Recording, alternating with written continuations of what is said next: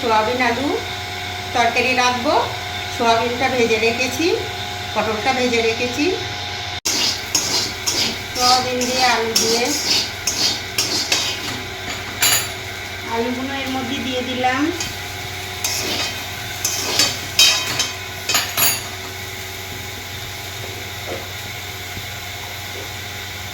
একটু লবণ দিলাম, নয়তো এর মধ্যে লবণ যাবে না। আপনারা আপনাদের মতন লবণ দেবেন, আমি আমার মতন লবণ দিচ্ছি।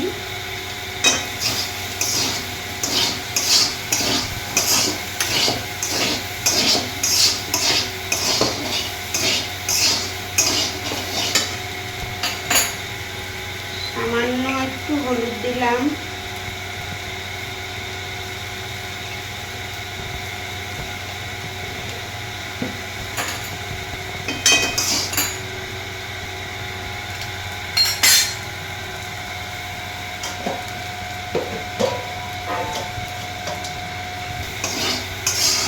আমার এগুলো ভাজা হয়ে গেছে, এগুলো নামিয়ে রাখছি।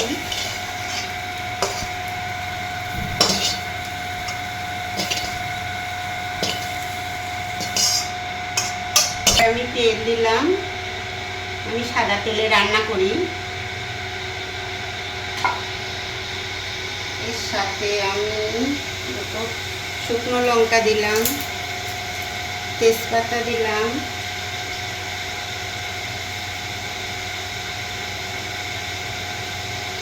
একটু কাঁচা লঙ্কা দিলাম,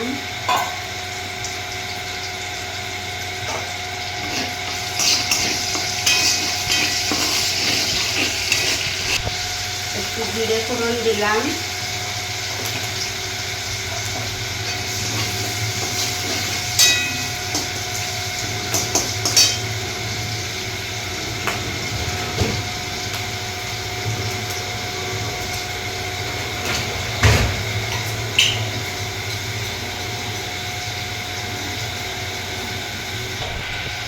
একটু গরম মশলার ফল দিলাম, একটু ডালচিনি দিলাম,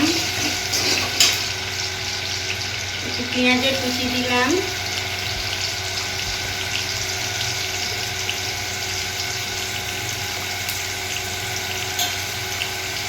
একটু টমেটো দিলাম,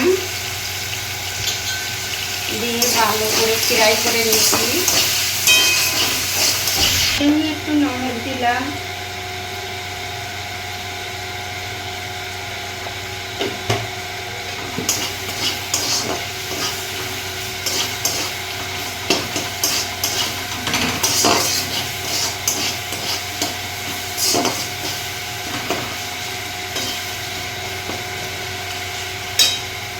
এটা আদা রসুন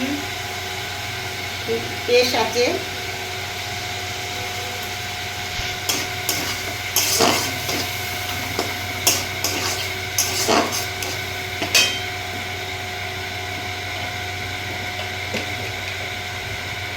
ধনের পাউডার,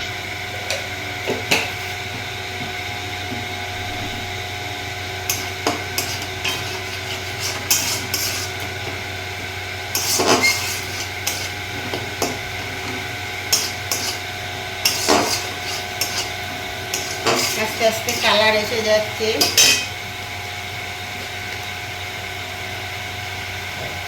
একটু হলদি দিলাম, আমার মতন আমি একটু হলদি দিয়ে দিলাম, শুকনো লঙ্কার গুঁড়ো দিলাম একটু কালারের জন্যে। কাঁচা লঙ্কার তরকারি খাই আমরা।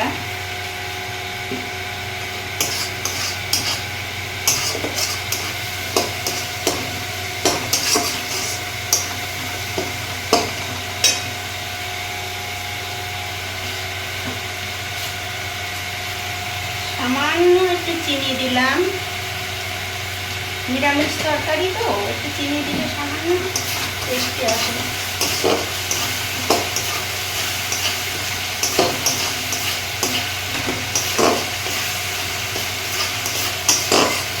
এবার এক এক করে সবজিগুলো সব দিয়ে দিলাম।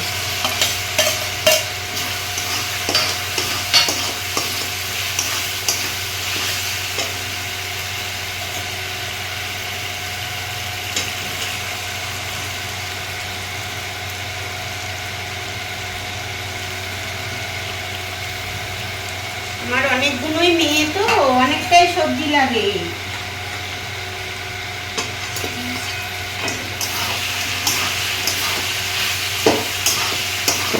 মেয়েদের নিয়েই থাকি, মেয়েদের রান্না বান্না করেই খাওয়াই।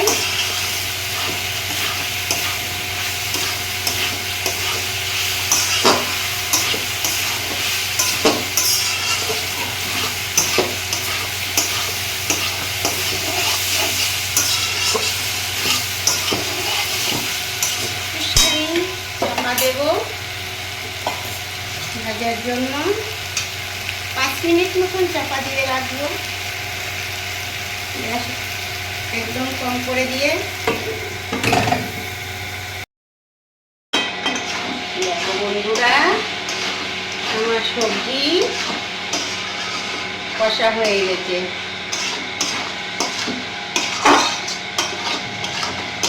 এবার আমি জল দেব।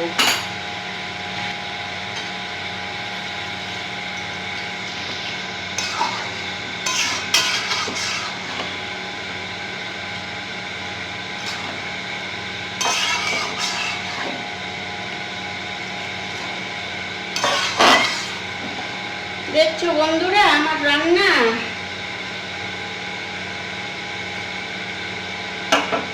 একটু নমক কম হয়েছে, একটু নমক দেব।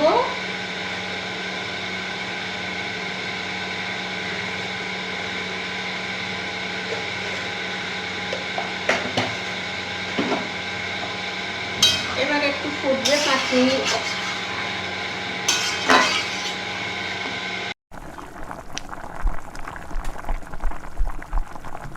দেখুন বন্ধুরা কত সুন্দর কালার এসে গেছে।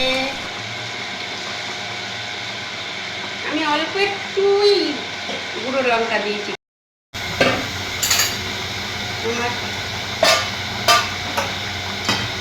আমার সয়াবিন আলুর সবজি, পটল সবজি হয়ে গেছে। এবার নামাবো। নামানোর আগে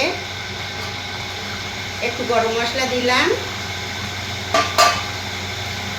একটু ধনে পাতা দিলাম,